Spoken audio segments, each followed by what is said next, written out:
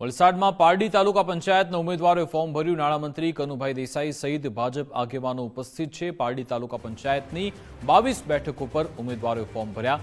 ભાજપ કાર્યકર્તાઓમાં ખુશીનો માહોલ જોવા મળ્યો હતો।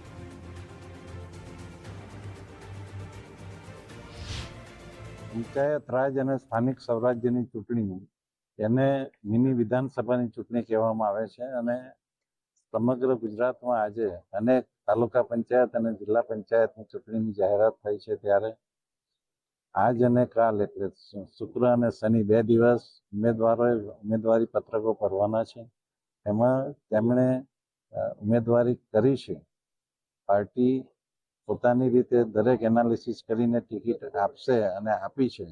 ત્યારે દરેક ઉમેદવારો એમના સપોર્ટરો સાથે, પાર્ટીના દરેક સક્રિય કાર્યકરો સાથે અને સમાજના અનેક આગેવાનો સાથે આ વિકાસની યાત્રામાં જોડાવા માટે આજે મોટી સંખ્યામાં હાજર થયા છે અને દરેક ઉમેદવારોને વલસાડમાં પારડી તાલુકા પંચાયતની 22 બેઠકો પર ઉમેદવારોએ ફોર્મ ભર્યા હતા। નાણામંત્રી કનુભાઈ દેસાઈ સહિતના ભાજપ આગેવાનો અહીંયા ઉપસ્થિત રહ્યા હતા।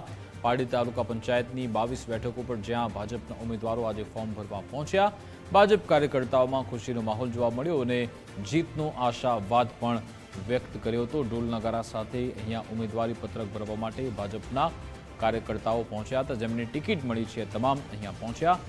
પારડી તાલુકા પંચાયતની 22 બેઠકો માટે ઉમેદવારી ફોર્મ ભરવાની પ્રક્રિયા પૂર્ણ કરવામાં આવી હતી।